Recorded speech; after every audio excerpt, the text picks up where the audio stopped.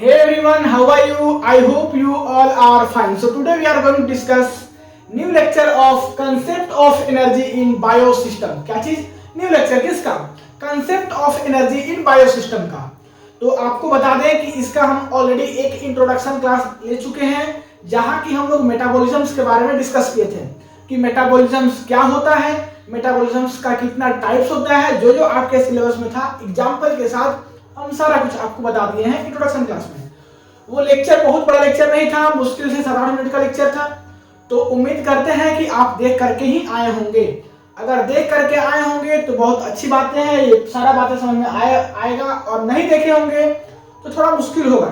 इसलिए बोल रहे हैं कि नहीं देखे होंगे, वीडियो प्लेलिस्ट में उपलब्ध है, जाकर के देख लीजिए। ठीक है, चलिए हम अपना टॉपिक स्टार्ट करते हैं, दैट इज की कार्बोहाइड्रेट मेटाबॉलिज्म्स।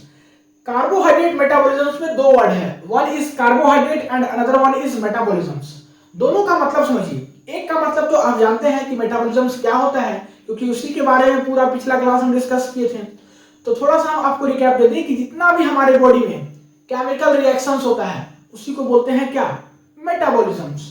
और कार्बोहाइड्रेट की बात करें तो कार्बोहाइड्रेट जो है आपका मेन सोर्स ऑफ एनर्जी होता है इन फॉर्म ऑफ एटीपी। किसके फॉर्म में? एटीपी के फॉर्म में। But now question arises, question यहाँ से क्या अराइज होता है कि एटीपी कैसे बनता है, एटीपी कैसे सिंथेसाइज होता है।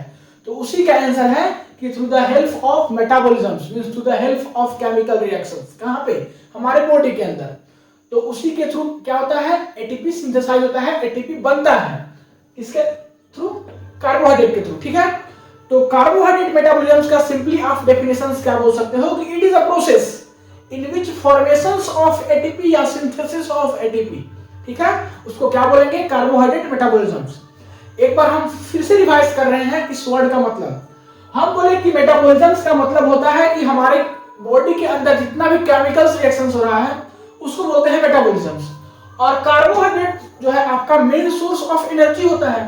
अब ये जो एनर्जी का सोर्स होता है वो किसके फॉर्म में होता है? एटीपी के फॉर्म में। बट यहीं से क्वेश्चंस क्या बनता है कि एटीपी कैसे बनता है, एटीपी कैसे सिंथेसाइज होता है, एटीपी का फॉर्मेशन कैसे होता है। तो उसी एटीपी का फॉर्मेशन जो है वो मेटाबॉलिज्म्स के थ्रू होता है, मींस हमारे बॉडी में केमिकल रिएक्शंस के थ्रू होता है। ठीक है, तो इसी टर्म को अगर हम मिला दें तो हम क्या बोलेंगे, इसको कैसे डिफाइन करेंगे कि it is a process in which formations या सिंथेसिस ऑफ एटीपी। ठीक है, एटीपी क्या है? एनर्जी है। चलिए, तो उम्मीद करते हैं कि इसका मतलब समझ गए होंगे, इसका डेफिनेशन समझ गए होंगे। अब इसके बारे में जो कुछ लिखा हुआ है एक बार हम रीडिंग करते हैं। Carbohydrate are the most abundant organic molecules on this earth. ये बात आपको मालूम है कि ये क्या है? हमारे अर्थ पे मोस्ट अबंडेंट ऑर्गेनिक मॉलिक्यूल्स है, तो इसमें कुछ नया बातें नहीं थे। Carbohydrate are major source of energy in our body. हमारे बॉडी के अंदर मेजर एनर्जी का सोर्स भी है क्या? कार्बोहाइड्रेट। ये देखिए, इसमें डेफिनेशंस आपको पता चल जाएगा छोटा ऊपर में कैसे लिखना है आपको। All the biochemical processes that are involved in the synthesis, breakdown, interconversions। ये तीन बातों पे ध्यान दीजिएगा, सिंथेसिस पे, ब्रेकडाउन पे, इंटरकन्वर्जन पे, ऑफ कार्बोहाइड्रेट्स that ensures, क्या इंश्योर्स करता है? Constant supply of energy to all living cell are known as what? Carbohydrate metabolisms. जो कुछ बताया है अभी उसी डेफिनेशंस को थोड़ा सा अच्छे तरीके से बना करके लिखा हुआ है। नेक्स्ट बात करते हैं, carbohydrate metabolisms are the simpler metabolisms than fat and amino acid metabolisms. एक बार फिर से पढ़ रहे हैं, carbohydrate metabolisms are the simple than fat और एमिनो एसिड मेटाबॉलिज्म्स। ठीक है, hence carbohydrate are used as instant source of energy. इसी के चलते हम लोग कार्बोहाइड्रेट को यूज करते हैं किसके लिए? इंस्टेंट सोर्स ऑफ एनर्जी के लिए। इस बातों को थोड़ा सा ध्यान से समझने का प्रयास कीजिएगा। हम किसी भी डाइट को लेते हैं, मींस हम कुछ भी खाते हैं, ये मान लीजिए हमारा बॉडी है, बॉडी में कुछ हम डाइट लिए, कुछ खाना खाएं, तो हमको केवल कार्बोहाइड्रेट्स ही नहीं मिलता है, हमको यहां से जाकर के कार्बोहाइड्रेट्स तो मिलता ही है, लेकिन उसके साथ साथ हमको मिलता है प्रोटीन, उसके साथ साथ हमको मिलता है फैट। तो ये सब चीज मिलता है हमको, केवल कार्बोहाइड्रेट्स ही नहीं मिलता है। ठीक है, तो वही बात बोला गया है कि कार्बोहाइड्रेट्स ही केवल नहीं मिलता, बट ये जो है आपका इसका मेटाबॉलिज्म्स, कार्बोहाइड्रेट का मेटाबॉलिज्म्स इजी होता है। किसके मेटाबॉलिज्म से? प्रोटीन के और फैट के मेटाबॉलिज्म से। इसलिए कार्बोहाइड्रेट जो है आपका इंस्टेंट सोर्स ऑफ एनर्जी है। प्रोटीन का बोलने का मतलब क्या, यही एमिनो एसिड मेटाबॉलिज्म, क्योंकि एमिनो एसिड से ही प्रोटीन बनता है। तो ये जो प्रोटीन का मेटाबॉलिज्म है वो करना थोड़ा सा टफ होता है, मींस प्रोटीन का मेटाबॉलिज्म थोड़ा टफ होता है, फैट का मेटाबॉलिज्म थोड़ा टफ होता है as comparison to carbohydrate metabolism. तो ये फटाक से हमको एनर्जी प्रोवाइड कर देता है हमारे सेल्स में, और जब सेल्स में प्रोवाइड एनर्जी करेगा तो हमारे बॉडी में एनर्जी मिल जाएगा। तो इसीलिए बोला जाता है कि ये इंस्टेंट सोर्स ऑफ एनर्जी होता है, मींस इसका मेटाबॉलिज्म इन प्रोटीन और इन फैट के मेटाबॉलिज्म से क्या है, बहुत ही इजी है। लास्ट बात लिखा हुआ है कि glucose is the most important carbohydrate. सबसे इंपॉर्टेंट कार्बोहाइड्रेट क्या है, ग्लूकोज है, which take part in the carbohydrate metabolism. और ये कार्बोहाइड्रेट मेटाबॉलिज्म में क्या होता है, प्रेजेंट होता है। तो ये रहा बातें। अब जो है हम लोग कार्बोहाइड्रेट मेटाबॉलिज्म क्या होता है, कार्बोहाइड्रेट मेटाबॉलिज्म के बारे में सारा बातें हम लोग डिस्कस कर चुके हैं। अब हम बात करेंगे कि कार्बोहाइड्रेट मेटाबॉलिज्म का क्या क्या पाथवे है, नहीं क्या क्या पाथवे है कार्बोहाइड्रेट मेटाबॉलिज्म का। जैसे कि उसमें पाथवे में ग्लाइकोलिसिस आता है, क्रेब्स साइकिल आता है, और भी बहुत सारा आता है। तो हम लोग देखेंगे, बस केवल लिस्ट देखेंगे कि क्या क्या पाथवे है, 7-8 है, उसको आप देख लीजिए। उसमें से बताएंगे कि इंपॉर्टेंट 2 ही 3 है आपके सिलेबस में, लेकिन जानना होगा कि कौन कौन सा पाथवे है, मेजर पाथवे इन क्या कार्बोहाइड्रेट मेटाबॉलिज्म। तो यहां तक फटाक से वीडियो को पॉज करके नोट कर लीजिए, उसको हम लोग क्या करते हैं, देख लेते हैं।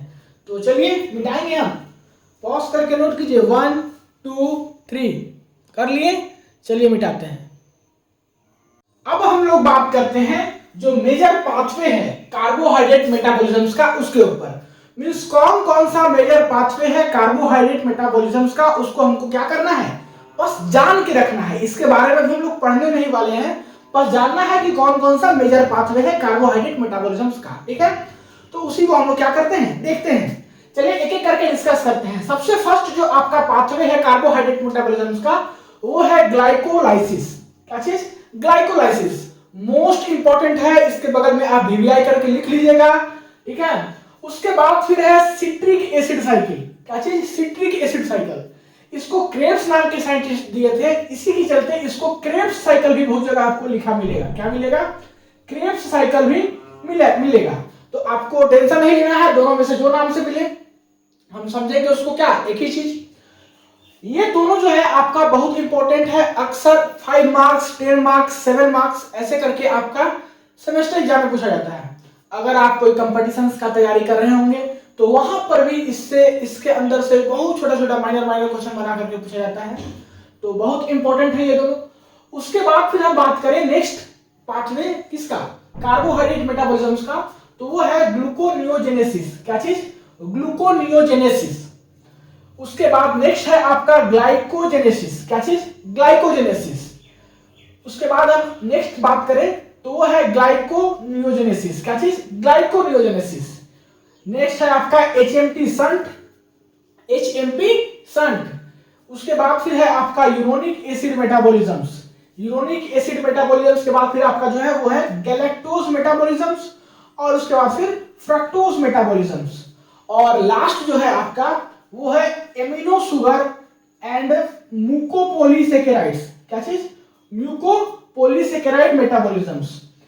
तो इतना जो है आपका क्या है, मेजर पाथवे है। और भी पाथवे होता है, तो आपको बहुत नहीं जानना है, जो जो मेजर पाथवे है वही लिखा हुआ है, और इसमें भी आपको कुछ याद नहीं करना है।